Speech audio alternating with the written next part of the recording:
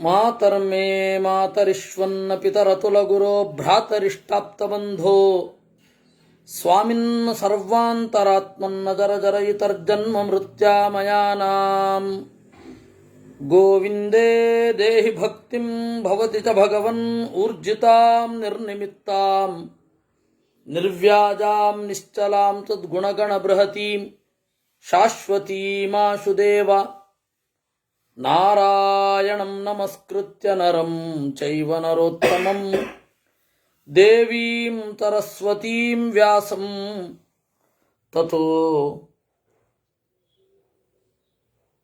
ಗ್ರಂಥಮುದೀರಯೇ ವಿಜಾನತಾಂ ಅವಿತ್ತಸ್ಯ ಮಧ್ವಸ್ಯ ಜಗತಿ ಗುರೋಃ ಪೂರ್ವಾಚಾರ್ಯಮಹಿಷ್ಠಾನಾಂ ಇಯಂ ಪ್ರಣತಿಮಾಲಿಕಾ.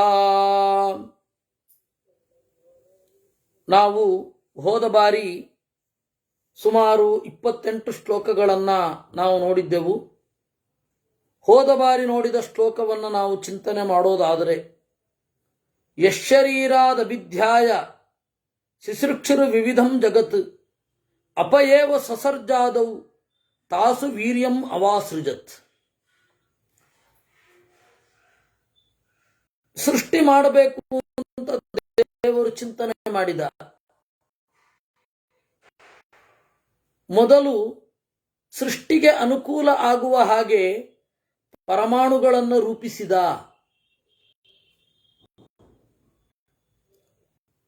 ಅದರಲ್ಲಿ ಬಲವನ್ನು ತುಂಬಿದ. ಬಲ ಯಾವುದು ಅಂತ ಹೇಳಿದ್ರೆ ಸಂಘಾತ ಅಂತ ಕರೀತಾರೆ. ಯಾವುದೇ ಒಂದು ವಸ್ತು ಆಗಬೇಕು ಅಂತಂದ್ರೆ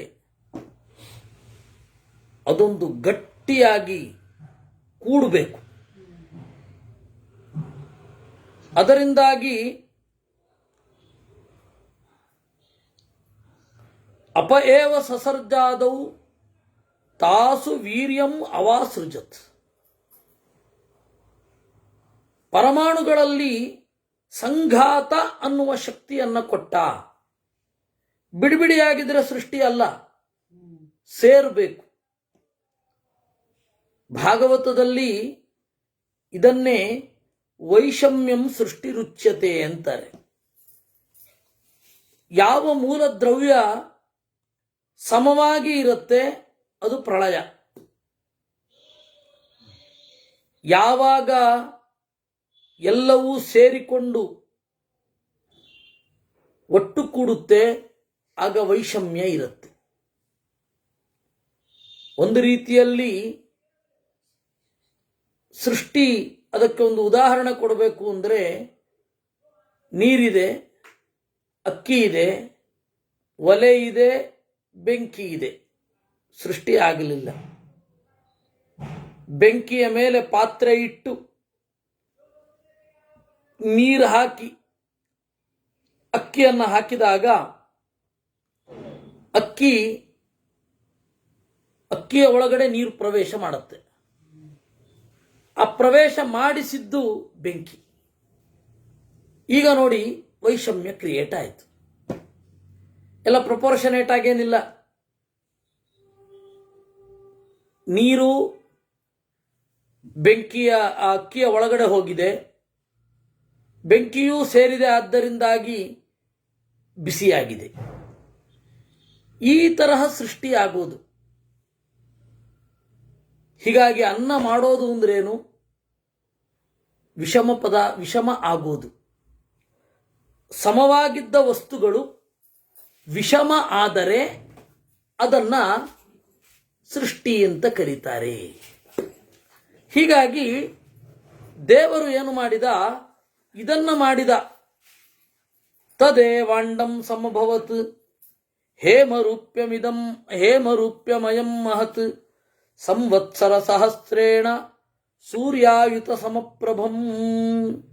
ಇದು ಆಲ್ ಆಫ್ ಎ ಸಡನ್ ಆಗಿದ್ದಲ್ಲ ಸೃಷ್ಟಿ. ನಾನು ಅದನ್ನು ಹೋದ ಬಾರಿ ಹೇಳಿದೆ. ಬೈಬಲ್ನವರು ಆ ರೀತಿಯಾದ ಸೃಷ್ಟಿಯನ್ನು ಹೇಳುತ್ತಾರೆ. 7 ದಿವಸಗಳಲ್ಲಿ ಸೃಷ್ಟಿಯಾಯಿತು ಅಂತಾರೆ. ಎಲ್ಲವೂ ಒಟ್ಟಿಗೆ, ಮೂಲ ಪದಾರ್ಥ ಮೂಲ ದ್ರವ್ಯ ಏನು ಅನ್ನೋದೇ ಐಡಿಯಾ ಇಲ್ಲ. ಹೀಗಾಗಿ ಡಾರ್ವಿನ್ ಥಿಯರಿ ನಮ್ಮಲ್ಲೇ ಬಂದಿದ್ರೆ ನಾವು ಅದನ್ನೇನು ವಿರೋಧಿಸ್ತಾ ಇರಲಿಲ್ಲ. ಯಾಕೆಂದ್ರೆ ಅಯ್ಯೋ ಇದು ಬೇರೆ ರೀತಿಯಲ್ಲಿ ನಮ್ಮಲ್ಲಿ ಹೇಳಿದೆ ಅಂತ ಹೇಳ್ತಾ ಇದ್ದೇವೆ. ಥಿಯರಿ ಆಫ್ ಡಾರ್ವಿನ್ ಬಂದಾಗ ವಿರೋಧ ಬಂದದ್ದು ಯಾಕೆ ಅಂತಂದ್ರೆ ಸೃಷ್ಟಿಯ ಕ್ರಮವನ್ನು ಪ್ರೊಸೀಜರ್ಗೂ ಇನ್ನೊಂದು ಪ್ರೊಸೀಜರ್ಗೂ ದೀರ್ಘವಾದ ವ್ಯತ್ಯಾಸ ಇದೆ, ಅದೊಂದು ಕ್ರಮವಾಗಿ ಬೆಳ್ಕೊಂಡು ಹೋಯಿತು ಅಂತ ಹೇಳ್ತಾನೆ ಅಂತ ಅವನ ಮೇಲೆ ವಿರೋಧ ಇದ್ದದ್ದು. ನಾವು ಹಾಗೆ ಹೇಳ್ತಾನೆ ಇಲ್ಲ. ನೋಡಿ, ನಾವಿಲ್ಲಿ ಹೇಳೋದು ನೋಡಿ, ಸಂವತ್ಸರ ಸಹಸ್ರೇಣ, ಸಾವಿರಾರು ವರ್ಷಗಳ ಅವಧಿಯಲ್ಲಿ ಹೇಮರೂಪ್ಯಮಯಂ ಮಹತ್, ಬಂಗಾರದಂತೆ ಹಾಗೂ ಬೆಳ್ಳಿಯಂತೆ ಆಯಿತು. ಹೇಮ ಅಂತ ಹೇಳಿದ್ರೆ ಬಂಗಾರ, ಚೆನ್ನಾಗಿ ಕಾದ ಬಂಗಾರ, ಹೀಗಾಗಿ ಕೆಂಪು ಇದೆ. ಜಗತ್ತಿನಲ್ಲಿ ರಜೋಗುಣದ ಪಾಲು ಇದೆ ಅನ್ನೋದನ್ನ ಅವ್ರೇನ್ ಮಾಡಿದ್ರು, ಬಂಗಾರ ಇದೆ ಎಂದ್ರು. ಹೇಳ್ತಾನೆ, ಇನ್ನು ಭೂಮಿ ದೊಡ್ಡದು, ಭೂಮಿ ಸಣ್ಣದು, ಅದ್ರ ಹಿಂದೆ ಆಗಬೇಕಲ್ಲ ಬ್ರಹ್ಮಾಂಡ. ಭೂಮಿ ಅಷ್ಟೇ ಬ್ರಹ್ಮಾಂಡ ಅಲ್ಲ, ಹೌದು, ಬ್ರಹ್ಮಾಂಡದ ಒಂದು ಪಾರ್ಟ್ ಭೂಮಿ. ಯತ್ಕಿಂಚ ಜಗತ್ಯಾಂ ಜಗತ್ ಅಂತ ಉಪನಿಷತ್ತು. ಜಗತಿ ಅಂತಂದ್ರೆ ಪ್ರಕೃತಿ, ಆ ಪ್ರಕೃತಿಯಲ್ಲಿ ಸಣ್ಣ ಪಾರ್ಟು ನಾವಿರುವ ಭೂಮಿ. ಆದ್ರೆ ನಾವೇನು ಅನ್ಕೊಂಡಿದೀವಿ, ಜಗತ್ತಿನ ಕೇಂದ್ರ ನಾವು ಅಂತ ಅನ್ಕೊಂಡಿದ್ದೇವೆ. ಅದು ಅಲ್ಲ, ಜಗತ್ತಿನ ಸೆಂಟರ್ ಪಾಯಿಂಟ್ ನಾವಲ್ವೇ ಅಲ್ಲ. ಜಗತ್ತಿನ ಕೇಂದ್ರ ನಾವಲ್ವೇ ಅಲ್ಲ, ನಮಗದೊಂದು ಭ್ರಮೆ ಇದೆ. ಅದರಿಂದಾಗಿ ಇಡೀ ಪ್ರಕೃತಿ ರೂಪುಗೊಳ್ಳುವಾಗ ಬಂಗಾರದಂತೆ ಆಯಿತು, ಬೆಳ್ಳಿಯಂತಾಯಿತು, ಕಪ್ಪು, ಈ ಮೂರು ಒಟ್ಟು ಕೂಡಿತು. ಅಂದ್ರೆ ಏನರ್ಥ, ಸತ್ವಗುಣ, ರಜೋಗುಣ, ತಮೋಗುಣಗಳು ಒಂದು ಸೃಷ್ಟಿಗೆ ಅನುಕೂಲ ಆಗುವ ಹಾಗೆ ಮುಂದೆ ಪ್ರಪೋರ್ಷನೇಟ್ ಆಗಿ ಭಾಗ ಆಗಬೇಕಲ್ಲ, ಅದಕ್ಕೆ ಪೂರ್ವಭಾವಿ ಅವಸ್ಥೆ ಅಂತ. ಇದನ್ನ ಈ ಶಾಸ್ತ್ರ ಹೇಳೋದು ಹೇಗೆ? ಇದನ್ನೆಲ್ಲ ತಿಳಿಸಿದ್ದು ಮಧ್ವಾಚಾರ್ಯರೇ ನಮಗೆ ಭಾಗವತ ತಾತ್ಪರ್ಯದ ಮೂಲಕ. ಅದಕ್ಕೆ ಹೇಳಿದ್ದು, ಇದಾಗಲಿಕ್ಕೆ ಆಲಾಫ್ಯ ಸಡನ್ ಆಗಲಿಲ್ಲ. ಸಂವತ್ಸರ ಸಹಸ್ರೇಣ, ಸಾವಿರಾರು ವರ್ಷಗಳ ಕಾಲ ಈ ಪರಿಣಾಮ ಆಯಿತು. ಸೊ ಸೈನ್ಸಿಗೂ ನಮಗೂ ಇರುವಂತಹ ಒಂದು ಸಾಮ್ಯ, ಅವರು ಕೂಡ ಹೇಳ್ತಾರೆ ಒಮ್ಮೆಲೆ ಇದಾಗ್ಬಿಡ್ಲಿಲ್ಲ ಅಂತ. ನಾವು ಅದನ್ನ ಹೇಳೋದು, ಒಮ್ಮೆಲೆ ಇದಾಗಲಿಲ್ಲ. ಪ್ರವಿಶ್ಯಾಂತರ್ಮಹಾತೇಜಾ ಸ್ವಯಮೇವ ಆತ್ಮಸಂಭವ ಪ್ರಭಾವಾದಪಿ ತದ್ವ್ಯಾಪ್ತ ವಿಷ್ಣುತ್ವಮಗಮತ್ ಪುನಃ ಅಂತ. ಈ ಎರಡನೆಯ ಅಧ್ಯಾಯದಲ್ಲಿಯೇ ಅವರು ಹೇಳೋದು ನೋಡಿ, ಇದರ ಒಳಗಡೆ ದೇವರು ಪ್ರವೇಶ ಮಾಡಿದ. ದೇವರು ಪ್ರವೇಶ ಮಾಡಿದ, ಸ್ವಯಮೇವ ತಾನೇ ಪ್ರವೇಶ ಮಾಡಿದ್ದು. ದೇವರು ಹುಟ್ಟಿದ್ದು ಯಾರಿಂದ? ಆತ್ಮಸಂಭವ, ತನ್ನಿಂದಲೇ ತಾನು ಹುಟ್ಟಿದ್ದು. ಅಂದ್ರೆ ಈ ರೂಪವನ್ನ ತಳೆಯಬೇಕು ಅಂತ ಅಂದುಕೊಂಡದ್ದು, ಅದನ್ನೇ ಆತ್ಮಸಂಭವ ಅಂತ. ಆ ಆತ್ಮಸಂಭವ ಅಂದ್ರೆ ಏನು, ಯಾವ ರೂಪ ಅದು? ಅದಕ್ಕೆ ನೀವು ಪಂಚರಾತ್ರಕ್ಕೆ ಹೋಗಬೇಕು. ನಾರಾಯಣ, ವಾಸುದೇವ, ಸಂಕರ್ಷಣ, ಪ್ರದ್ಯುಮ್ನ, ಅನಿರುದ್ಧ ಅನ್ನುವ 5 ರೂಪಗಳು ತಾನು ರೂಪಿಸಿಕೊಂಡ. ಅದನ್ನ ನಾನು ಸಂಕ್ಷೇಪವಾಗಿ ಹೇಳ್ತೇನೆ. ಮೊದಲನೆಯದ್ದು, ನಾರಾಯಣ ಏನು ಮಾಡಿದ್ದ, ವಾಸುದೇವ ರೂಪವನ್ನು ತಳೆದ. ವಾಸುದೇವ ಆ ಭಗವದ್ ರೂಪದ ಹೆಂಡತಿಯಾದ ಲಕ್ಷ್ಮೀ ರೂಪ, ಅದರ ಹೆಸರು ಮಾಯಾ ಅಂತ. ವಾಸುದೇವ ಮತ್ತೆ ಮಾಯಾ ಇಬ್ಬರು ಜೋಡಿಯಾದರು. ಅವರು ಇದ್ದದ್ಯಾಕೆ, ಮೋಕ್ಷ ಕೊಡಲಿಕ್ಕೆ. ಅಲ್ಲ, ಸೃಷ್ಟಿನೇ ಆಗಿಲ್ಲ ಇನ್ನು, ಮೋಕ್ಷ ಕೊಡುವ ರೂಪ. ಸೊ ದೇವರ ಉದ್ದೇಶ ಏನು? ಜೀವರ ಮುಕ್ತಿ. ಜಗತ್ತು ಸೃಷ್ಟಿಯಾಗಿರೋದು ಯಾಕೆ? ಸಜ್ಜೀವರ ಮುಕ್ತಿಗಾಗಿ. ಹೀಗಾಗಿ ವಾಸುದೇವ. ಎರಡನೆಯದ್ದು ಸಂಕರ್ಷಣ. ಸಂಕರ್ಷಣ ರೂಪ ಯಾಕೆ ಬಂತು? ಆ ಸಂಕರ್ಷಣ ರೂಪದ ಪತ್ನಿ ರೂಪ ಜಯ ಅಂತ. ಸಂಕರ್ಷಣ ಹುಟ್ಟಿದ್ಯಾಕೆ? ನಾಶ ಮಾಡಲಿಕ್ಕೆ. ನೋಡ್ರಿ, ವಸ್ತುನೇ ಇನ್ನೂ ಸೃಷ್ಟಿಯಾಗಿಲ್ಲ, ಪ್ರಳಯಕ್ಕಾಗಿಯೇ ಆಯಿತು. ಸೃಷ್ಟಿಯಾಗುವ ಮೊದಲು ನಾಶದ ಡೇಟ್ ನಿಶ್ಚಯ ಇರುತ್ತೆ. ಇದು ದೇವರ ಸೃಷ್ಟಿಯ ರೀತಿ. ನಮಗೆ ಸೃಷ್ಟಿ ಮಾಡಿಬಿಡ್ತೀವಿ, ಆಮೇಲೆ ಅಯ್ಯೋ ವೇಸ್ಟ್ ಮ್ಯಾನೇಜ್ಮೆಂಟ್ ಹೇಗಪ್ಪ, ಇದು ನಾವು ಆಮೇಲೆ ತಲೆ ಕೆಡಿಸ್ಕೊಳ್ಳೋದು. ಅಂದ್ರೆ ನಮ್ಮ ಸೃಷ್ಟಿ ಏನಿದೆ ಒಂದು ಆಕಸ್ಮಿಕ. ಏನೋ ಮಾಡ್ಲಿಕ್ಕೆ ಹೋದ್ವಿ, ಸೃಷ್ಟಿ ಆಗೋಯ್ತು. ಓ, ಆ ಸೃಷ್ಟಿ ನಮ್ದು, ಆ ಸೃಷ್ಟಿ ನಮ್ದು. ಆದರೆ ಅದರ ಪೂರ್ತಿ ಮ್ಯಾನೇಜ್ಮೆಂಟ್ ಅನ್ನು ನಾವು ರೂಪಿಸಿಯೇ ಇರಲ್ಲ. ಪ್ಲಾಸ್ಟಿಕ್ ಸೃಷ್ಟಿ ಮಾಡಿದ್ದೀವಿ, ದೊಡ್ಡ ಉದಾಹರಣೆ. ಅದನ್ನು ಹೆಂಗೆ ನಾಶ ಮಾಡೋದು ಗೊತ್ತಾಗ್ತಾ ಇಲ್ಲ. ಆದರೆ ದೇವರು ಸೃಷ್ಟಿ ಮಾಡಿದ್ರಲ್ಲಿ ಇದೊಂದು ಹುಟ್ಟತ್ತೆ ಅಂದ್ರೆ ಇದು ಹೇಗೆ ಡಿಸ್ಪೋಸ್ ಆಗತ್ತೆ ಅಂತ ನೋಡಿ. ಆ ಸೃಷ್ಟಿಯ ಕ್ರಮದಲ್ಲಿಯೇ ನಮಗೊಂದು ಪಾಠ ಇದೆ. ಮೊದಲು ವಾಸುದೇವ, ಆಮೇಲೆ ಸಂಕರ್ಷಣ, ಆಮೇಲೆ ಪ್ರದ್ಯುಮ್ನ, ಇವನು ಸೃಷ್ಟಿ ಮಾಡ್ತಾನೆ. ಆಮೇಲೆ ಅನಿರುದ್ಧ ಸೂಕ್ಷ್ಮ ರೂಪದಲ್ಲಿ ಸೃಷ್ಟಿಯಾದವರೆಗೆ ಸ್ಥೂಲ ರೂಪವನ್ನು ಕೊಡ್ತಾನೆ. ಈ ರೀತಿ ದೇವರ 4 ರೂಪಗಳು ಮತ್ತೆ 5ನೆಯದ್ದು ಈ 5 ರೂಪ. ಇದನ್ನ ಪುರಾಣ ಹೇಳಲಿಲ್ಲ, ಹೇಳಿದ್ದು ಪಂಚರಾತ್ರ. ವೇದ ಬೇರೆ ಆಯಾಮದ ಸೃಷ್ಟಿಯನ್ನು ಹೇಳಿತ್ತು, ಪುರಾಣ ಬೇರೆ ತರಹ ಸೃಷ್ಟಿ ಹೇಳಿತ್ತು. ಅದೆಲ್ಲವನ್ನು ಒಟ್ಟು ಮಾಡಿ ಮಧ್ವಾಚಾರ್ಯರು ನಮಗೆ ಕೊಟ್ಟದ್ದು ಮಹಾಭಾರತ ತಾತ್ಪರ್ಯ ನಿರ್ಣಯದಲ್ಲಿ 3ನೇ ಅಧ್ಯಾಯ. ಆ 3ನೇ ಅಧ್ಯಾಯದಲ್ಲಿರೋದು ಒಂದು 70 ಚಿಲ್ಲರೆ ಶ್ಲೋಕಗಳು. ಆ ಅಧ್ಯಾಯಕ್ಕಿಂತ ಆ ಅಧ್ಯಾಯಕ್ಕಿರುವ ಟೈಟಲ್ಲೇ ದೊಡ್ಡದು. ಸರ್ಗಾನುಸರ್ಗ ಪ್ರಳಯ ಪ್ರಾದುರ್ಭಾವ ವಿನಿರ್ಣಯ ಅಂತೆ. ಸೃಷ್ಟಿ, ಮೂಲ ಸೃಷ್ಟಿ ಸರ್ಗ, ಅನುಸರ್ಗ ನಂತರದ ಸೃಷ್ಟಿ, ಪ್ರಳಯ, ಪ್ರಾದುರ್ಭಾವ, ಇವುಗಳೆಲ್ಲದರ ನಿರ್ಣಯ. ಸರ್ಗ, ಅನುಸರ್ಗ, ಪ್ರಳಯ, ಪ್ರಾದುರ್ಭಾವ, ನಿರ್ಣಯ.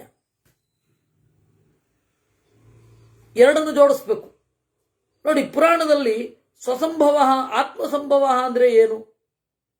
ತನ್ನಿಂದಲೇ ಹುಟ್ಟಿ. ಎಲ್ಲಿಂದ ಹುಟ್ಟಿ? ನಾರಾಯಣ ಅನ್ನೋ ರೂಪ ಇದೆ ಅಂತ ಹೇಳಿತ್ತು. ತನ್ನಿಂದ ತಾನೇ ಹುಟ್ಟಿದ್ರೆ ಏನು ಅರ್ಥ ಮಾಡ್ಕೊಳ್ಬೇಕು? ಅಲ್ಲೊಂದು ಮೌನ ಇದೆ. ಪುರಾಣದಲ್ಲಿ ಅದನ್ನು ಹೇಳಲಿಲ್ಲ. ಅದನ್ನು ಪಂಚರಾತ್ರದಿಂದ ತಿಳ್ಕೊಳ್ಳಿ ಎಂದರು ಆಚಾರ್ಯರು. ಹೀಗಾಗಿ ಈ ರೀತಿ ಅರ್ಥ. ಮಹಾತೇಜಾಹ, ಹಿರಿದಾದ ಶಕ್ತಿ ಇರುವ ದೇವರು. ಸ್ವಯಮೇವ ಆತ್ಮಸಂಭವ, ತನ್ನಿಂದ ಹುಟ್ಟಿದ ತಾನೇ ಅಂದ್ರೆ ಈ ರೂಪಗಳಿಂದ. ಅಂತಹ ಪ್ರವಿಶ್ಯ, ಒಳಗಡೆ ಹೊಕ್ಕು, ಪ್ರಭಾವಾತ್, ತನ್ನ ಸಾಮರ್ಥ್ಯದಿಂದ ಎಲ್ಲವನ್ನು ಹುಟ್ಟಿಸುವ ಮೂಲಕ ವಿಷ್ಣುತ್ವ ಮಗವತ್ ಪುನಃ ವಿಷ್ಣುವಾದ. ವಿಷ್ಣು ಅಂದ್ರೇನು? ಎಲ್ಲೆಡೆ ವ್ಯಾಪಿಸಿದ. ವಿಷ್ಣು ಅಂದ್ರೆ ವಿಶಲ್ಲು ವ್ಯಾಪ್ತವು, ಎಲ್ಲ ಕಡೆ ಹಬ್ಬಿದ. ಹಬ್ಬಿದವನನ್ನ ಏನಂತ ಕರೀತಾರೆ? ವಿಷ್ಣು ಅಂತ ಕರೀತಾರೆ.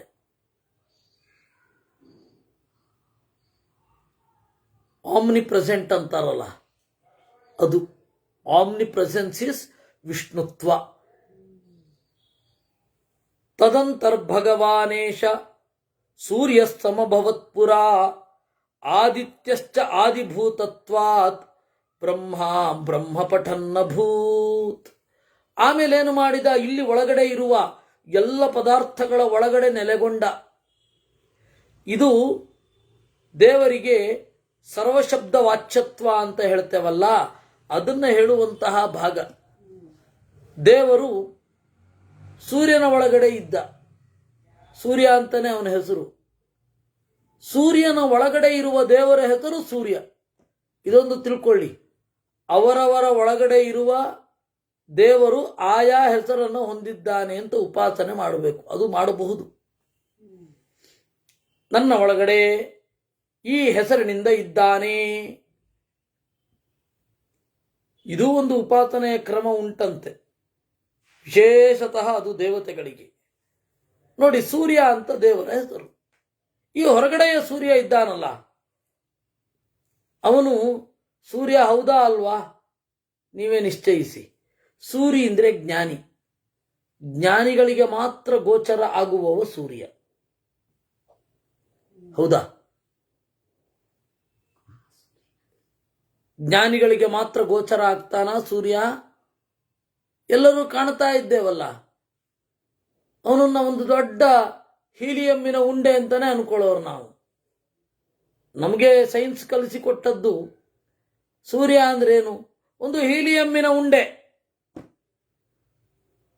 ಅಲ್ಲಪ್ಪ, ಸೂರ್ಯ ಅಂದ್ರೆ ಜ್ಞಾನಿಗಳಿಗೆ ಗೋಚರ ಆಗುವವ. ಈ ಸೂರ್ಯನಿಗಿಂತ ಈ ಸೂರ್ಯನೂ ಅರ್ಥ ಆಗೋದು ಕಷ್ಟ. ನಮಗೇನು ಕಾಣೋಲ್ಲ ಇದ್ರ ಬಗ್ಗೆ.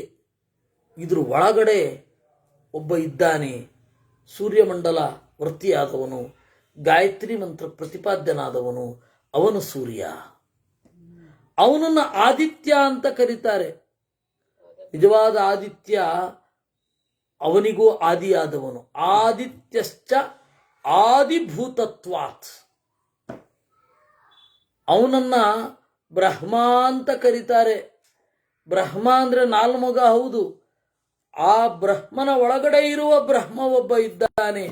ಯಾಕೆ ಅಂದ್ರೆ ವೇದವನ್ನು ಜಗತ್ತಿಗೆ ಕೊಟ್ಟ ಶಕ್ತಿ ಅದು ಬ್ರಹ್ಮ. ಬ್ರಹ್ಮ ಬ್ರಹ್ಮ ಪಠನ್ನಭೂತ್ ದಿವಾ ಭೂಮಿಂ ತಮಕರೋತ್ ತದಂಡ ಶಕಲದ್ವಯಂ ಸಚಾಕರೋದ್ದಿಶಸ್ತರವಾಹ ಮಧ್ಯೆ ವ್ಯೋಮ ಚ ಶಾಶ್ವತಂ. ಈ ದೊಡ್ಡ ಮೊಟ್ಟೆಯ ಒಳಗಡೆ ಬ್ರಹ್ಮ ಅಂಡ. ಈ ದೊಡ್ಡ ಮೊಟ್ಟೆಯ ಒಳಗಡೆ ಸರಿಯಾಗಿ 2 ಭಾಗ ಮಾಡಿದೆನಂತೆ. ವೇದದಲ್ಲಿ ಬರೋದಿದು ನಾಸದೀಯ ಸೂಕ್ತ ಅಂತ ಕರೀತಾರೆ. ಆ ನಾಸದೀಯ ಸೂಕ್ತವನ್ನ ಇವರೆಲ್ಲ ಏನೇನೋ ಅರ್ಥ ಮಾಡಿಬಿಟ್ಟಿದ್ದಾರೆ. ನೋಡಿ, ವೇದದಲ್ಲಿ ನಾಸ್ತಿಕ್ಯವಾದ ಇದೆ ಅಂತ. ಅದಕ್ಕಿರುವ ಅರ್ಥ ಬೇರೆ. ಅದು ಇನ್ನೊಮ್ಮೆ ಹೇಳುವ ಸೊಗಸಾದ ಅರ್ಥ ಅದು. ಆ ದೊಡ್ಡ ಮೊಟ್ಟೆಯ ಒಳಗಡೆ 2 ಭಾಗ ಮಾಡಿದ. ಒಂದು ಬೆಳಕು ಬೀಳುವ, ಬೆಳಕಿನ ಸೆಲೆ ಮೂಡುವ ಜಾಗ. ಅದನ್ನ ದ್ಯೌಹು ಅಂತ ಕರೀತಾರೆ. ಅದೇ ದಿವ ಅಂತ. ದಿವಂಗತ ಅಂತೇವಲ್ಲ, ಬೆಳಕು ಮೂಡುವ ಜಾಗಕ್ಕೆ ಹೋದವರು ಅಂತ. ದಿವ್ಯ ಅಂದ್ರೆ ಏನು? ಈ ಲೋಕದ್ದಲ್ಲ, ಅಲ್ಲಿನದ್ದು. ದ್ಯೌಹು ಅಂದ್ರೆ ಮೇಲ್ಗಡೆಯ ಭಾಗ, ಬೆಳಕಿನ ಮೂಲ ಇರುವ ಜಾಗ. ದ್ಯೌಹು ಅಂದ್ರೇನೆ ಬೆಳಕು ಅಂತ. ದ್ಯುಕಾಂತವು. ಇನ್ನು ಭೂಮಿ ಈ ಹೆಚ್ಚಿನ ಗುಣಗಳನ್ನು ಹೊಂದಿರುವಂಥದ್ದು. ಬಹಳ ಗುಣಗಳನ್ನು ಹೊಂದಿದೆ ಅಂತ ಜನರಿಗೆ ಕಾಣಿಸುವಂಥದ್ದು ಭೂಮಿ.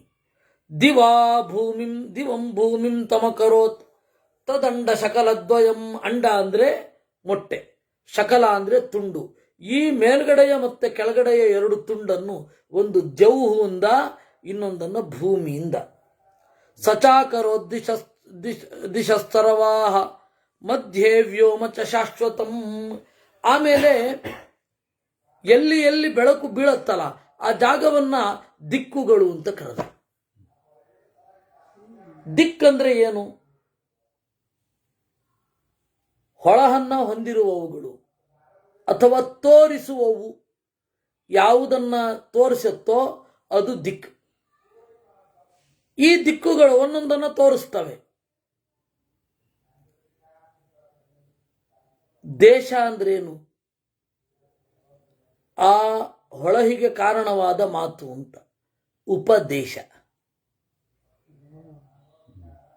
ದಿಕ್ಕನ್ನೋ ಶಬ್ದದಿಂದಲೇ ದೇಶ ಅನ್ನೋದು ಬಂದಿದ್ದು. ಸಚಾಕರೋ ದಿಶಸ್ಸರ್ವಾಹ ಮಧ್ಯೆ ವ್ಯೋಮ ಚ ಶಾಶ್ವತಂ. ಆ ಮಧ್ಯಭಾಗದ್ದನ್ನ ವ್ಯೋಮ ಅಂತ, ಆ ಬೆಳಕು ಮತ್ತೆ ಈ ಭೂಮಿ ನಡುವೆ ಇರುವ ಜಾಗವನ್ನ ವ್ಯೋಮ ಅಂತ. ನಮಗೆ ಇದೆ ಅಂತ ಅನ್ನಿಸ್ಬೇಕು, ಇಲ್ಲ ಅಂತ ಅನ್ನಿಸಬೇಕು. ಆ ತರಹದ ಫೀಲ್ ಕೊಡುವ ಒಂದು ಪದಾರ್ಥವನ್ನ ವ್ಯೋಮ ಅಂತ ಕರೀತಾರೆ.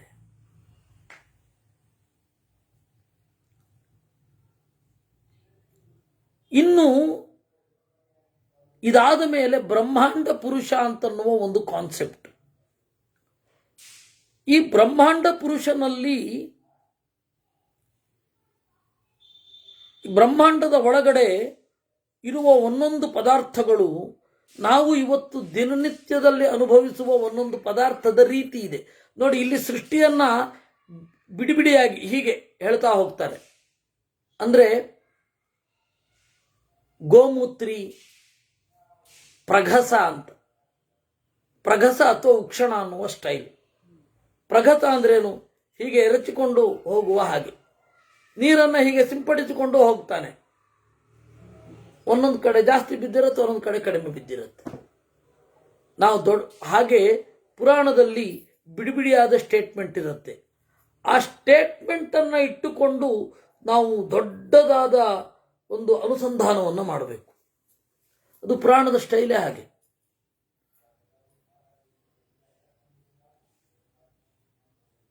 ಹಾಗೆ ಇದು ಜರಾಯು ಮೇರು ಮುಖ್ಯಾಶ್ಚ ಶೈಲಾಸ್ತಸ್ಯಾಭವನಸ್ತಥಾ. ಮೇರು ಪರ್ವತ ಏನಿದೆ, ಆ ಮೇರು ಪರ್ವತ ಮುಖ್ಯ. ಅದರ ಗರ್ಭದಿಂದ ಹುಟ್ಟಿದವುಗಳು ಈ ಎಲ್ಲ ಚಿಕ್ಕ ಚಿಕ್ಕ ಬೆಟ್ಟಗಳು ಅಂತಾರೆ. ಅದು ಭೂಗೋಳಶಾಸ್ತ್ರದ ಒಳಗಡೆ ಪ್ರವೇಶ ಮಾಡಿದವರಿಗೆ ಹೌದು ಅಂತ ಅನ್ನಿಸುವಂತಹ ಒಂದು ಭಾಗ ಅದು. ಯಾಕೆ ಅಂದರೆ ಅವರು ಹೇಳೋದು ಲೇಟೆಸ್ಟು, ಅಲ್ಲಿಯೂ ಜಿಯೋಗ್ರಫಿಯಲ್ಲಿಯೂ ಬೇಕಾದಷ್ಟು ಲೇಟೆಸ್ಟ್ ಡೆವಲಪ್ಮೆಂಟ್ಗಳಾಗಿವೆ. ಯಾಕೆ ಅಂದರೆ ನಮಗೆ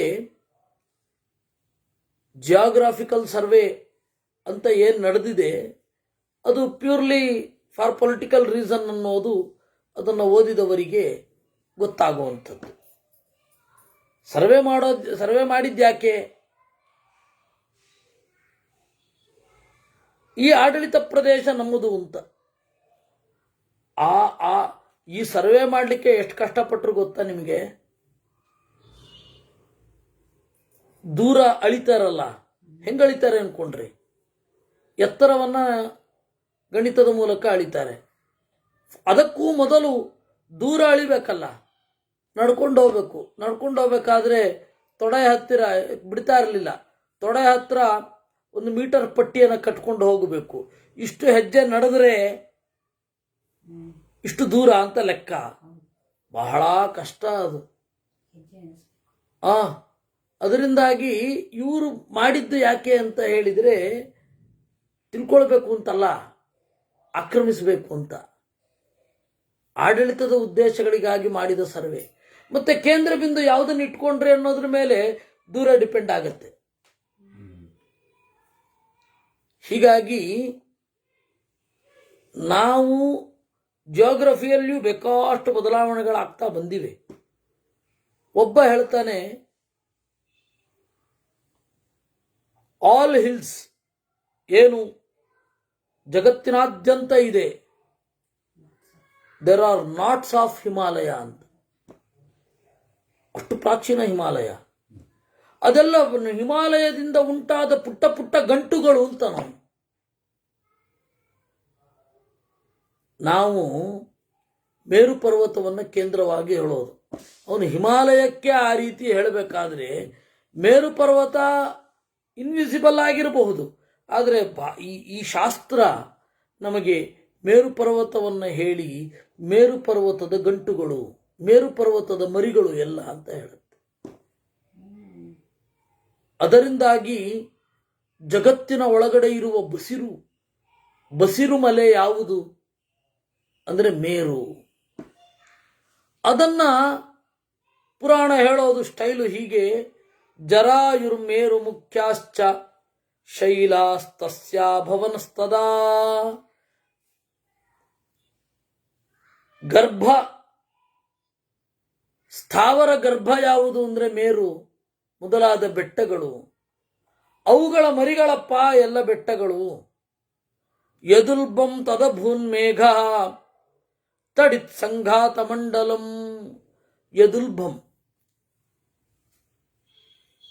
ಗರ್ಭಿಣಿಯ ಒಳಗಡೆ ಇರುವಂತಹ ಮಾಂಸಪಿಂಡವನ್ನ ಉಲ್ಬ ಅಂತ ಕರೀತಾರೆ. ಈ ಜಗತ್ತಿನಲ್ಲಿ, ಆ ಸ್ಥಾನದಲ್ಲಿ, ಈ ಬ್ರಹ್ಮಾಂಡದಲ್ಲಿ ಆ ರೀತಿ ಸಿಮಿಲರ್ಲಿ ರೆಕಗ್ನೈಸ್ಡ್ ಉಲ್ಬ ಯಾವುದು ಅಂದರೆ ಮೋಡ. ತಡಿತ್ ಸಂಘಾತ ಮಂಡಲಂ. ಆ ಮೋಡ ಮಿಂಚುಗಳನ್ನು ಒಳಗೊಂಡಿದೆ, ಸಿಡಿಲನ್ನು ಒಳಗೊಂಡಿದೆ. ನದ್ಯೋಂಡ ನಾಮ್ನ ಸಂಭೂತಾ ಪಿತರಃ ಮನವಸ್ತಥಾ ಸಪ್ತಯೇಮಿ ಸಮುದ್ರಾಶ್ಚ ತೇಪಿ ಚಾಂತರ್ಜಲೋದ್ಭವಾ. ಇನ್ನು ನದ್ಯ, ಈ ಬೆಟ್ಟದ ಒಳಗಡೆ ಮತ್ತೆ ಮೋಡದ ಒಳಗಡೆ ಎರಡರ ಜೋಡಿಕೆಯಿಂದ ಉಂಟಾಗುವ ಒಂದು ವಿಚಿತ್ರವಾದ ಪದಾರ್ಥ ಇದೆ. ಅದು ಬೇರೆ ಯಾವುದು ಅಲ್ಲ, ನದಿ. ನದ್ಯ ಅಂಡನಾಮ್ನಃ ಸಂಭೂತ. ಆಮೇಲೆ ಇದರೊಳಗಡೆ ಪಿತೃಗಳು ಮನುಗಳು ಉಂಟಾದ್ರು ಪರ್ವತದ ಒಳಗಡೆ. ಸಪ್ತ ಏಮಿ ಸಮುದ್ರಾಶ್ಚ ತೇಪಿ ಚಾಂತರ್ಜಲೋದ್ಭವಾ. ಇನ್ನು ಈ ಬ್ರಹ್ಮಾಂಡದಲ್ಲಿ 7 ನದಿಗಳಿವೆ, 7 ಸಮುದ್ರಗಳು. ಲವಣ, ಉಪ್ಪು ಸಮುದ್ರ; ಇಕ್ಷು, ಕಬ್ಬಿನ ಹಾಲು; ಸುರಾ, ಕಳ್ಳು.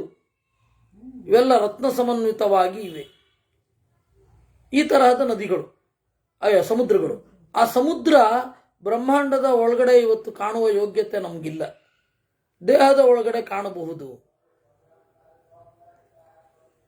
ದೇಹದ ಒಳಗಡೆ ಈ ಭಾವಗಳು, ಲವಣ, ಇಕ್ಷುರಸ, ಆಮೇಲೆ ಘೃತ, ಕ್ಷೀರ, ದಧಿ, ಮಧು, ಈ ತರಹದ 7 ಕಡಲು ಶರೀರದ ಒಳಗಡೆ ಹೇಗೆ ಅನುಸಂಧಾನ ಮಾಡಬಹುದು ಅಂತ ಭಾಗವತಾದಿಗಳಲ್ಲಿ ಗುರುಗಳು ಹೇಳಿದ್ದನ್ನು ಕೇಳಿಯೇ ಇದ್ದೀರ. ಬ್ರಹ್ಮಾಂಡದ ಮಾಡೆಲ್, ರೆಪ್ಲಿಕಾ ಪಿಂಡಾಂಡ. ಪಿಂಡಾಂಡದಲ್ಲಿ ಯಾವ ಯಾವ ಭಾವನೆಗಳನ್ನು ಒಸರಿಸುವ ಗ್ರಂಥಿಗಳು ಅಂತಲೂ ಅರ್ಥ ಮಾಡ್ಕೊಳ್ಬಹುದು. ಆ ಭಾವನೆಗಳನ್ನೇ ಸಮುದ್ರ ಅಂತಲೂ ಅರ್ಥ ಮಾಡ್ಕೊಳ್ಬಹುದು. ಇದನ್ನ ಗುರುಗಳು ಪುರಂದರೋಪನಿಷತ್ತಿನಲ್ಲಿ ಕೊಟ್ಟಿದ್ದಾರೆ. ಶೇಷ ಶಯನನೇ 7 ಸಮುದ್ರ ಮಥನವ ಮಾಡು ಅಂತ. ಎಲ್ಲರಿಗೂ ಅರ್ಥ ಆಗಿದ್ದು ಹಾಗೆ. ನಮ್ಮ ಗುರುಗಳು ಶೇಷ ಶಯನನೇ 7 ಸಮುದ್ರ ಮಥನವ ಮಾಡು ಅಂದ್ರು. ಮೊದಲು ಹೇಗಿತ್ತು? ಶೇಷ ಶಯನನೇ 7 ಸಮುದ್ರ ಮಥನವ ಮಾಡು. ಎಲ್ರಿ ಆಗೋಗಿದೆಯಲ್ಲ, ಯಾವುದೋ ಕಾಲದಲ್ಲಿ ಮಾಡು ಅಂತ ಯಾಕೆ ಹೇಳ್ತಾ ಇದ್ದಾರೆ? ಅದಕ್ಕೆ ಹೇಳಿದ್ರು 7 ಸಮುದ್ರ ಮಥನವ ಮಾಡು ಅಂತ ಅರ್ಥ. ಅಂದರೆ ನಮ್ಮ ದೇಹದಲ್ಲಿರುವ ಭಾವಗಳ ಕೆನೆ ತೆಗೆದು ಆ ಭಕ್ತಿಯನ್ನ ಮೂಡಿಸು. ಭಕ್ತಿ ಅನ್ನುವ ಅಮೃತ ಅದರಿಂದ ಆಚೆ ಬರಲಿ ಅಂತ ಅರ್ಥ. ಅದನ್ನ ಸಂಕ್ಷಿಪ್ತವಾಗಿ ನಿರೂಪಣೆ ಮಾಡಿದ್ರು. ಸಸಿಸೃಕ್ಷು ಅಭೂದ್ದೇವ ಪ್ರಜಾಪತಿರರಿಂದಮ ತತ್ತೇಜಸಶ್ಚ ತತ್ರೈವ ಮಾರ್ತಂಡ ಸಮಜಾಯತ. ಆಮೇಲೆ ಕಶ್ಯಪರೇ ಮೊದಲಾದವರು ಬಂದರು, ಸೂರ್ಯ ಮೊದಲಾದವರು ಬಂದರು. ರಜೋಗುಣಮಯಂ ಯತ್ತತ್ ರೂಪಂ ತಸ್ಯ ಮಹಾತ್ಮನಃ. ಹೀಗೆ ದೇವರು ರಜೋಗುಣವನ್ನು ಇಟ್ಟು ಅದನ್ನು ಸೃಷ್ಟಿ ಮಾಡಲಿಕ್ಕೆ ಬ್ರಹ್ಮದೇವರನ್ನು ನಿಯಂತ್ರಿಸಿದ. ಅವನೇ ಚತುರ್ಮುಖನಾದ. ಅವನ ಒಳಗಡೆ ಚತುರ್ಮುಖನಾಗಿ ಬ್ರಹ್ಮನಾಗಿ ನಾರಾಯಣ ಇದ್ದಾನೆ. ಯೇನ ಸೃಷ್ಟಂ ಜಗತ್ಸರ್ವಂ ಸದೇವಾಸುರಮಾನುಚಂ ತಮವೇಹಿ ರಜೋರೂಪಂ ಮಹತ್ಸತ್ವಮುದಾಹೃತಂ. ಹೀಗೆ ಅವನು ಸೃಷ್ಟಿ ಮಾಡಿದ. ಆ ಬ್ರಹ್ಮದೇವರನ್ನ ರಜೋರೂಪ ಅಂತ ತಿಳ್ಕೊ. ರಜೋಗುಣವೆಂಬ ಮೆಟೀರಿಯಲ್ನಿಂದ ಜಗತ್ತನ್ನು ಕಡೆದವ ಅಂತ ಅಂದುಕೋ. ಆದರೆ ಅವನು ಮಹತ್ಸತ್ವ, ಮಹತ್ ಗುಣ, ಮಹತ್ತತ್ವ ಮತ್ತೆ ಸತ್ವರೂಪ. ಬ್ರಹ್ಮದೇವರಿಗೆ ಸತ್ವ ಮಹಾಸತ್ವ ಅಂತ ಕರೀತಾರೆ. ಸತ್ವಗುಣ ಅನ್ನೋದು ಉನ್ನತವಾದ ಫಾರ್ಮಲ್ಲಿ ಬ್ರಹ್ಮದೇವರಲ್ಲಿದೆ. ಬ್ರಹ್ಮದೇವರ ಶರೀರದಲ್ಲಿರುವ ಒಂದು ರಜೋಗುಣದ ಇದು ತ್ರಿಗುಣಗಳ ಕಾಂಬಿನೇಷನ್ ಅನ್ನು ಹೇಳ್ತೇನೆ, ಸುಮ್ಮನೆ ಒಂದು ಇಟ್ಕೊಳ್ಳಿ. 10 ಸತ್ವಗುಣ ಇದೆ ಅಂದರೆ ಅದರ 1/10 ರಜೋಗುಣ ಬ್ರಹ್ಮದೇವರ ಶರೀರದಲ್ಲಿ. ಎಷ್ಟು ಪ್ಯೂರ್ ಆಗಿರ್ಬೇಡ. ಅದರಲ್ಲಿ ಆ ರಜೋಗುಣದಲ್ಲಿ 1/10 ತಮೋಗುಣ ಇರೋದು. ಹೀಗಾಗಿ ಬ್ರಹ್ಮದೇವರಲ್ಲಿ ಅಜ್ಞಾನ ಅನ್ನೋದು ಸುಳಿಯೋದೇ ಇಲ್ಲ. ಹೀಗೆ ಬ್ರಹ್ಮದೇವರ ಸೃಷ್ಟಿಯ ಜೊತೆಗೆ ಬ್ರಹ್ಮಾಂಡದ ಬಗೆಗೆ ಹೇಳಿದ 2ನೇ ಅಧ್ಯಾಯ ಮುಗಿತು.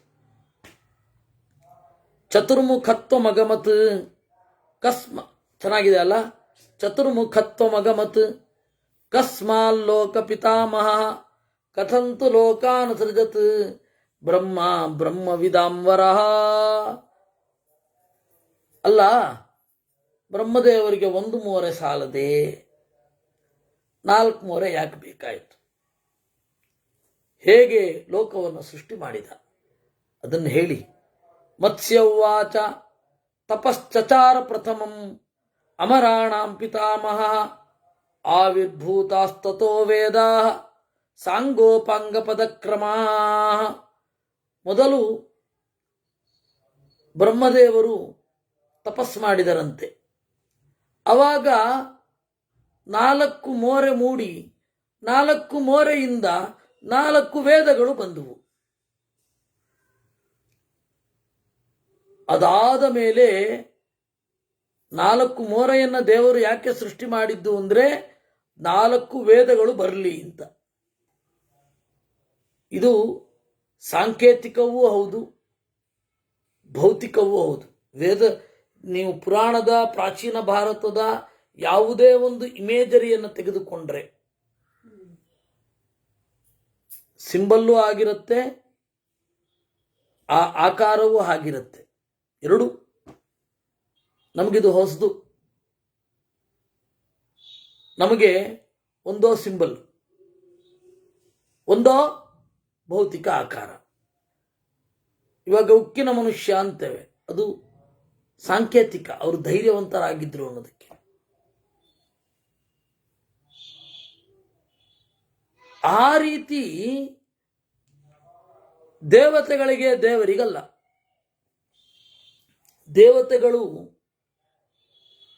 ಸಾಂಕೇತಿಕವಾಗಿ ತಗೊಳ್ಳಿ, ಭೌತಿಕವಾಗಿ ಹಾಗೆ ಆಕಾರವೂ ಇರುತ್ತೆ ಅಂತ. ಆದರೆ ನಮಗೆ ಅದು ನಿಲುಕೋದಿಲ್ಲ. ಅದಕ್ಕೆ ನಾವೇನು ಮಾಡ್ತೇವೆ, ಅದನ್ನ ಸಾಂಕೇತಿಕವಾಗಿ ನೋಡುತ್ತೇವೆ. ನಾವು ನೀವಲ್ರಿ, ಚಾಣಕ್ಯ ಕೂಡ ಹಾಗೆ ನೋಡಿದ್ದಾನೆ.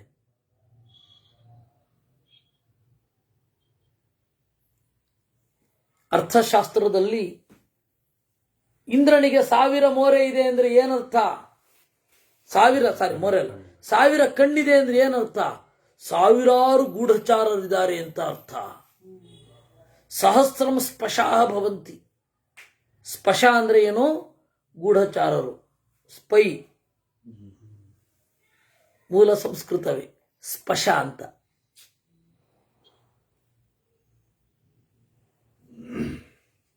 ಅವನು ಆ ರೀತಿ ಅರ್ಥ ಮಾಡಿದ. ಅದು ಸಾಂಕೇತಿಕವಾಗಿ ತಗೊಂಡ. ಯಾಕೆ ಅಂದ್ರೆ ನಮ್ಮ ಮನುಷ್ಯರ ಮೆದುಳಲ್ಲಿ ಅದನ್ನು ಅರ್ಥ ಮಾಡ್ಕೊಳ್ಳಿಕ್ಕಾಗಲ್ಲ. ಆದ್ದರಿಂದ ಹೀಗಾಗಿ ಬ್ರಹ್ಮದೇವರಿಗೆ 4 ಮೋರೆ ಇದೆ ಅಂದ್ರೆ ಏನರ್ಥ? 4 ವೇದಗಳನ್ನ ಅವರು ಅನುಸರಿಸಿ ಜಗತ್ತಿನ ಸೃಷ್ಟಿ ಮಾಡ್ತಾರೆ. ಆದ್ದರಿಂದಾಗಿ ಅವರನ್ನ ಚತುರ್ಮುಖ ಅಂತ ಕರೀತಾರೋ ಏನೋ. ನೋಡಿ, ಅವನಿಗೆ 2 ಮುಖ ಇದೆ ಅಂತ. ಅಂದರೆ ಎರಡು ಭಿನ್ನ ಭಿನ್ನವಾದ ಒಂದು ಸ್ವಭಾವ ಇದೆ ಅನ್ನೋದನ್ನ ನಾವು ಹೇಳಬೇಕಾದ್ರೆ you don't know his another face ಅಂತೇವೆ. ಅಲ್ಲಿ ಹಿಸ್ ಅನದರ್ ಫೇಸ್ ಅಂದ್ರೆ ಇನ್ನೊಂದು ಮುಖ ಅಂತ ಅರ್ಥ ಅಲ್ಲ, ಇನ್ನೊಂದು ಸ್ವಭಾವ ಅಂತ ಅರ್ಥ. ನಾವು ಈ ರೀತಿ ಪದಗಳನ್ನು ಸಾಂಕೇತಿಕವಾಗಿ, ಗೌಣವಾಗಿ ಅಥವಾ ಕಡಿಮೆ ಅರ್ಥವಾಗಿ ನಾವು ಬಳಸ್ಕೊಂಡಿದ್ದೀವಿ. ಇದು ನಮ್ಮ ಸಮಸ್ಯೆ. ಆದರೆ ದೇವತೆಗಳ ಅರ್ಥವನ್ನ ಹಾಗೇ ಯಾಕೆ ಬಳಸ್ಕೋಬಾರದು? ಬಳಸಿಕೊಳ್ಳಬೇಕು. ಅದನ್ನ ಹಾಗೇ ನೋಡುವಂತಹ ಶಕ್ತಿ ನಮಗೆ ಬೇಕು. ನೋಡಿ, ಇಲ್ಲಿ ಹೇಳ್ತಾರೆ, ಚತುರ್ಮುಖನಿಗೆ 4 ಮೋರೆ, 4 ವೇದಗಳು ಹೊರಗಡೆ ಬಂದವು. ಅದೇನು? ಕೇವಲ ವೇದ ಅಲ್ಲ, ಸಾಂಗೋಪಾಂಗ ಪದಕ್ರಮ. ಸಾಂಗ ಅಂದ್ರೆ ವೇದದ ಅಂಗ 6. ನಿಮಗೆ ಇವತ್ತು ಬೆಳಗ್ಗೆ ಕೇಳಿದವರಿಗೆ ಗೊತ್ತೇ ಇದೆ, ಅಗ್ನಿಪುರಾಣದಲ್ಲಿ ಶಿಕ್ಷಾ ವ್ಯಾಕರಣಾದಿಗಳು.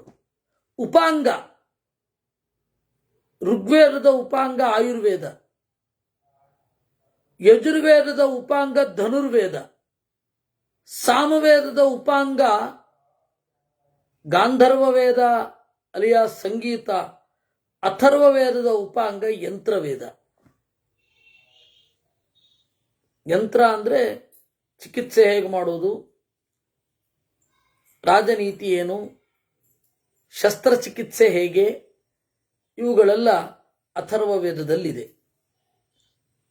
ಹೃದಯ ಶಲ್ಯ ಚಿಕಿತ್ಸೆ ಹೇಗೆ, ವಶೀಕರಣ, ಸ್ತಂಭನ, ಮಾರಣ ಮೊದಲಾದವುಗಳದ್ದೆಲ್ಲ ಮೇಲುನೋಟಕ್ಕೆ ತೋರುವ ಅರ್ಥ ಇದೆ. ಇದು ಉಪಾಂಗ. ಆಮೇಲೆ ಪದ, ಕ್ರಮ. ಪದ ಅಂದ್ರೆ ವ್ಯಾಕರಣ. ಈ ರೀತಿ ಕ್ರಮ ಅಂದ್ರೆ ಸೂತ್ರ. ಇದು ಎಲ್ಲದರಿಂದ ಕೂಡಿದ ವೇದ ಮೊದಲು ಬಂದದ್ದು ಬ್ರಹ್ಮದೇವರಿಂದ. ಹೇಗೆ ನೋಡ್ತೇವೆ ಅಂದ್ರೆ, ಓ ಪಾಣಿನಿಯಿಂದ ಶುರು ಆಯಿತು ಹೀಗೆ. ಆವಾಗ ಏನಿತ್ತೋ ನಮಗೆ ಅದರ ನಂತರದ ವರ್ಷನ್ ಇವಾಗಿರೋದು. ಅದರಿಂದಾಗಿ ಸಾಂಗ, ಉಪಾಂಗ, ಪದ, ಕ್ರಮ ಇಷ್ಟರ ಜೊತೆಗೂಡಿ ಬಂತು. ಮೊದಲು ಹಯಗ್ರೀವ ದೇವರು ಮತ್ತೆ ನಾರಾಯಣ ರೂಪದಿಂದ ಬ್ರಹ್ಮದೇವರಿಗೆ ಉಪದೇಶ ಮಾಡಿದ್ದಾರೆ ವೇದಗಳನ್ನು ಎಲ್ಲವನ್ನು. ಆಮೇಲೆ ಇದು ಬಂದದ್ದು. ಅದಕ್ಕೆ ದೇವರನ್ನು ಬಿಟ್ಟು ಪ್ರಥಮ ಋಷಿ ಯಾರು ಅಂದ್ರೆ ಬ್ರಹ್ಮದೇವರು ಅಂತ. ಎಲ್ಲ ವಿದ್ಯೆಗಳಿಗೂ ಪ್ರಥಮ ಋಷಿ ಯಾರು ಅಂತಂದ್ರೆ ಬ್ರಹ್ಮದೇವರು. ಆಮೇಲೆ ಪುರಾಣಂ ಸರ್ವಶಾಸ್ತ್ರಾಣಂ ಪ್ರಥಮಂ ಬ್ರಹ್ಮಣ ಸ್ಮೃತಂ. ಎಲ್ಲ ಶಾಸ್ತ್ರಗಳ ಒಂದು ಪುರಾವೃತ್ತ ಎಲ್ಲಿಂದ ಬಂತು? ಬ್ರಹ್ಮದೇವರು ಮೊದಲು ಕೊಟ್ಟರು. ನಿತ್ಯಂ ಶಬ್ದಮಯಂ ಪುಣ್ಯಂ ಶತಕೋಟಿ ಪ್ರವಿಸ್ತರಂ. 100 ಕೋಟಿ ಶ್ಲೋಕ ಇತ್ತಂತೆ ಪುರಾಣ. ಅಂದ್ರೆ ನಾವು ಈಗ ನೋಡ್ತೇವಲ್ಲ ಪುರಾಣ, ಅದೆಲ್ಲ ಪರಿಷ್ಕೃತ ಆಗಿ ಈ ಕಾಲಕ್ಕೆ ಎಷ್ಟು ಬೇಕೋ ಅಷ್ಟು ಉಳ್ಕೊಂಡಿದೆ.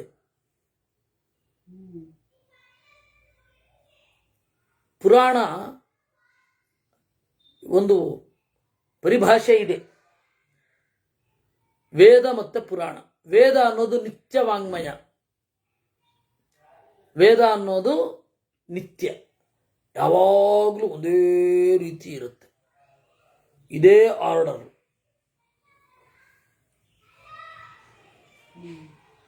ಇದೇ ಕ್ರೊನಾಲಜಿಕಲ್ ಆರ್ಡರ್, ಹೀಗೇ ಇರುತ್ತೆ, ಅದು ವೇದ. ಪುರಾಣ ಅಂದರೆ ಅನಿತ್ಯ, ಯಾಕೆಂದ್ರೆ ಕಾಲಕ್ಕನುಗುಣವಾಗಿ ಬದಲಾಗುತ್ತೆ. ಬಹಳ ಹಿಂದಿನ ಕಥೆಗಳನ್ನು ಸಂಕ್ಷೇಪ ಮಾಡಿಬಿಡುತ್ತೆ, ನಮಗೆ ಹತ್ತಿರದ ಕಥೆಯನ್ನು ವಿಸ್ತಾರವಾಗಿ ಹೇಳುತ್ತೆ.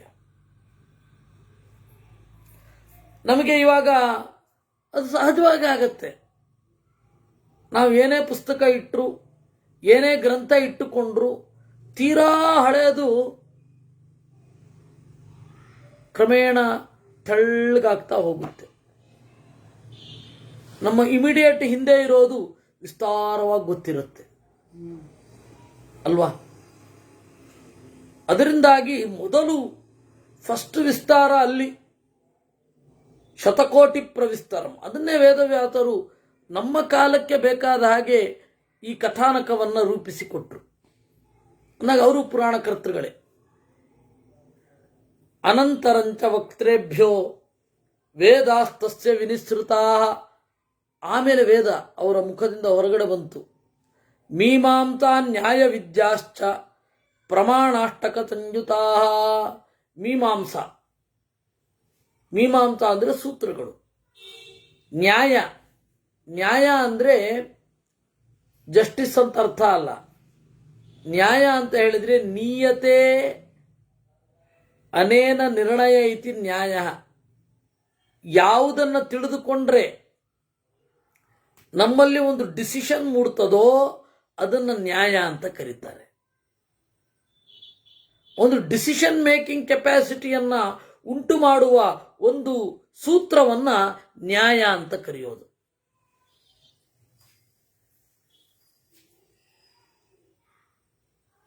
ನ್ಯಾಯ ಅನ್ನುವ ಶಬ್ದ ಎರಡು ರೀತಿಯಿಂದ ಇದೆ. ನಿರ್ಣಯ ಮಾಡಲಿಕ್ಕೆ ಟೂಲ್ ಆಗಿರುವಂಥದ್ದು ನ್ಯಾಯವೇ, ನಿರ್ಣಯವು ನ್ಯಾಯವೇ. ಈ ಎರಡು ಮೂರು ಅರ್ಥದಲ್ಲಿ ನ್ಯಾಯ ಅಂದ್ರೆ ಏನು ಅಂತ ಬಳಸ್ತಾರೆ. ಹೀಗಾಗಿ ಮೀಮಾಂಸಾ ವಿಚಾರ ಮಾಡುವ ಟೆಕ್ನಿಕ್, ಹೇಗೆ ವಿಚಾರ ಮಾಡಬೇಕು ಅದಕ್ಕೊಂದು ಶಿಸ್ತು ಇದೆ. ಹೇಗೆ ವಿಚಾರ ಮಾಡಬೇಕು ಅನ್ನೋದಕ್ಕೆ ಆ ಶಿಸ್ತಿಗಾಗಿ, ಆ ಶಿಸ್ತನ್ನು ಕಲಿಸಲಿಕ್ಕಾಗಿ ನಮಗೆ ಮೀಮಾಂಸಾ ಅಂತ. ಆದರೆ ನಮಗಿವತ್ತೇನಿದೆ, ಹೇಗೆ ವಿಚಾರ ಮಾಡಬೇಕು ಅನ್ನೋದೇ ಗೊತ್ತಿಲ್ಲ. ಮೆಥಡಾಲಜಿ, ಹೇಗೆ ವಿಚಾರ ಮಾಡಬೇಕು, ಏನನ್ನು ಇಟ್ಕೊಳ್ಬೇಕು ಅಂತ ಯೋಚನೆ ಮಾಡುವ ಬಗೆ ಗೊತ್ತಿಲ್ಲ. ಅದು ಮೊದಲು ಬಂದಾಗಿದೆ. ಆದರೆ ನಮ್ಮ ವಿದ್ಯೆಯ ಇವತ್ತು ಎಜುಕೇಶನ್ ಸಿಸ್ಟಮ್ನಲ್ಲಿ ಅದಕ್ಕೆ ಸ್ಥಾನ ಇಲ್ಲ. ಇಲ್ಲ, ವೆಸ್ಟರ್ನ್ಸ್ ಕಂಡುಹಿಡಿದಾರೆ, ಅದನ್ನಾದರೂ ಹೇಳ್ಕೊಡ್ತಾ ಇಲ್ವಲ್ಲ. ಹೌದು, ವೆಸ್ಟರ್ನ್ಸ್ ಹೇಳಬಹುದು, ಅದನ್ನು ಹೇಳ್ಕೊಡ್ತಾ ಇಲ್ಲ. ಅದರಿಂದಾಗಿ ಮೀಮಾಂಸಾ ನ್ಯಾಯ ವಿದ್ಯಾಶ್ಚ ಪ್ರಮಾಣಾಷ್ಟಕ ಸಂಯುತಾ, ಪ್ರಮಾಣದಿಂದ ಕೂಡಿರುವಂಥದ್ದು.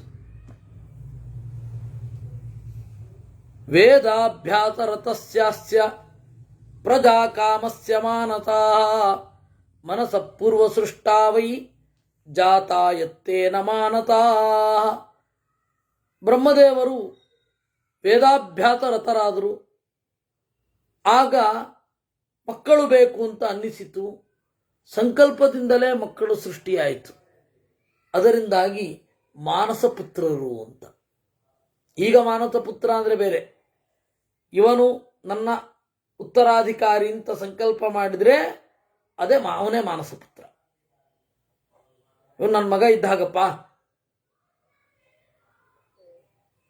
ವಿದೇಶಿಯರಲ್ಲಿ ಗಾಡ್ ಫಾದರ್ ಅಂತಾರೆ, ದೇವರು ಕೊಟ್ಟ ತಂದೆ. ಗಾಡ್ ಸನ್ ಅಂತ ಕೂಡ ಕರೀತಾರೆ, ದೇವರು ಕೊಟ್ಟ ಮಗ ಅಂತ. ನಮ್ಮಲ್ಲಿ ಆ ಕಲ್ಪನೆ ಇಲ್ಲ. ಆದರೆ ಸೃಷ್ಟಿಯ ಆದಿಯಲ್ಲಿ ಮಾನಸ ಅಂತಂದ್ರೆ ಹೀಗೆ. ಏನು, ಒಂದು ಶರೀರ ಅಂದ್ರೆ ಹೀಗಿರಬೇಕು, ಈ ತರಹದ ಜೀವ ಈ ಶರೀರದಲ್ಲಿ ಮೂಡಬೇಕು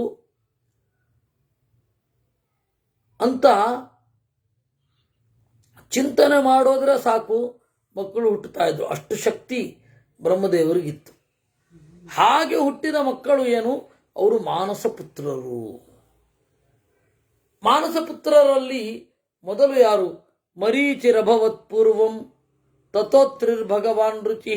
ಮರೀಚಿ, ಅತ್ರಿ, ಅಂಗಿರಸ್, ಪುಲಸ್ತ್ಯ, ಪುಲಹ, ಕ್ರತು, ಪ್ರಚೇತಸ್ ಮತ್ತೆ ವಸಿಷ್ಠ. ಈ ಪ್ರಚೇತ ಅಂತ ಇದೆಯಲ್ಲ, ಇದು ಎಲ್ಲರಿಗೂ ವಿಶೇಷಣ ಶ್ರೇಷ್ಠವಾದ ಅರಿವಿರುವ ವಸಿಷ್ಠರು ಹುಟ್ಟಿದರು. ಹಾಗೆ ಒಬ್ಬ ಮಗ ಹುಟ್ಟಿದ, ಭೃಗು. ಆಮೇಲೆ ನಾರದರು, ನಾರದೋಪಿ ಅಚಿರಾದ ಭೂತ್. ಆಮೇಲೆ ವರುಣ ಹುಟ್ಟಿದ. ಹೀಗೆ ದಶೇಮಾನ್ ಮಾನತಾನ್ ಬ್ರಹ್ಮ ಮುನೀನ್ ಪುತ್ರಾನ್ ಅಜೀಜನತ್. ಶಾರೀರಾನ್ ತವಕ್ಷ್ಯಾಮಿ ಮಾತೃಹೀನಾನ್ ಪ್ರಜಾಪತೇ. ಹೀಗೆ ಮನಸ್ಸಿನಿಂದ ಸೃಷ್ಟಿಯಾದವರು. ಇನ್ನು ಬ್ರಹ್ಮದೇವರ ಶರೀರದಿಂದಲೇ ಸೃಷ್ಟರಾದವರು. ಅವರಿಗೆ ತಾಯಿ ಇಲ್ಲ, ಮಾತೃಹೀನಾನ್.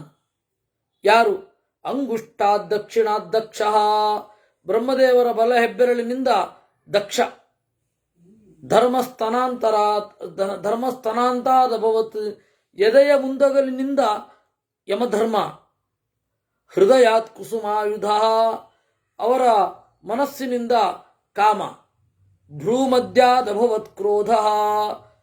ಹುಬ್ಬಿನಿಂದ, ಈ ಭ್ರೂಮಧ್ಯದಿಂದ ಕ್ರೋಧ ಹುಟ್ಟಿದ. ಲೋಭಶ್ಚಾಧರ ಲೋಭ. ಅವನು ಯಾರು? ಅದರ ಸಂಭವ. ಈ ಕೆಳತುಟಿಯಿಂದ ಹುಟ್ಟಿದ. ಬುದ್ಧೇರ್ ಮೋಹಸ್ತಮಭವತ್. ಬ್ರಹ್ಮದೇವರ ಬುದ್ಧಿಯಿಂದ ಮೋಹ ಹುಟ್ಟಿದ್ದು.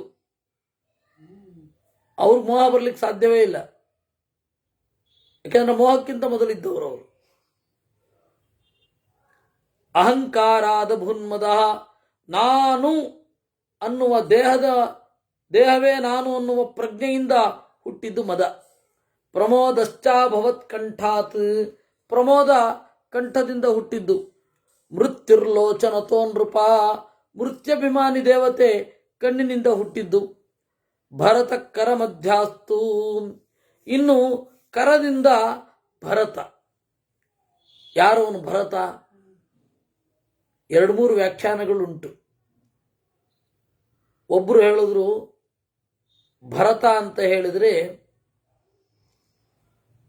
ಅಗ್ನಿಯಪ್ಪ. ಭರತ ಅಂದ್ರೆ ಅಗ್ನಿ.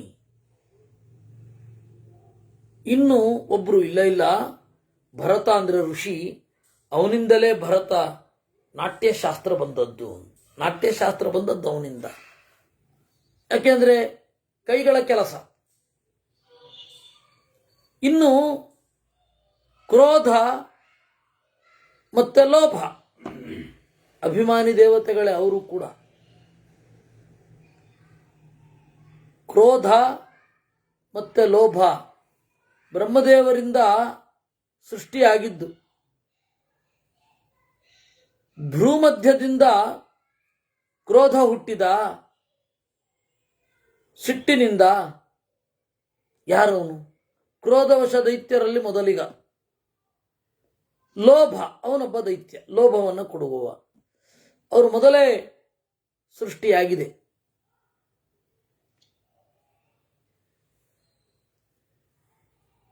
ಆಮೇಲೆ ಏತೇ ನವಸುತಾ ರಾಜನ್ ಕನ್ಯಾಚ ದಶಮೀ ಪುನಃ ಅಂಗಜ ಇತಿ ವಿಖ್ಯಾತ.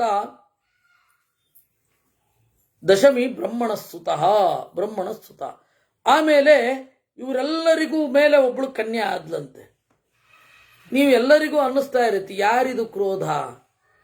ಬರೇ ಲೋಭ ಅಂತ ಹೇಳ್ತಾ ಇದ್ದಾನೆ ಇವನು, ಬರೇ ಬುದ್ಧಿ ಅಂತ ಹೇಳ್ತಾ ಇದ್ದಾನೆ ಅಂತ ನಿಮಗೆ ಅನ್ನಿಸ್ತಾ ಇರುತ್ತೆ ಅಲ್ವಾ? ಮನು ಅದೇ ಪ್ರಶ್ನೆ ಕೇಳ್ತಾನೆ. ಬುದ್ಧಿಯಿಂದ ಮೋಹ ಹುಟ್ಟಿತು ಅಂತಂದ್ರಿ, ಬುದ್ಧಿ ಏನು? ಅಹಂಕಾರ ಅಂದ್ರಿ, ಕ್ರೋಧ ಅಂದ್ರಿ, ಬುದ್ಧಿ ಅಂದ್ರೆ ಯಾರು? ಕ್ರೋಧ ಅಂದ್ರೆ ಯಾರು? ಲೋಭ ಅಂದ್ರೆ ಯಾರು? ಅಂತ ಅದಕ್ಕೆಲ್ಲ ಮನು ಕೇಳಿದ್ದಕ್ಕೆ ಮತ್ಸ್ಯರೂಪಿ ಭಗವಂತ ಉತ್ತರ ಕೊಡ್ತಾನೆ. ಅದನ್ನ ನಾಳೆ ನೋಡೋಣ. ಕೃಷ್ಣಾರ್ಪಣಮಸ್ತು.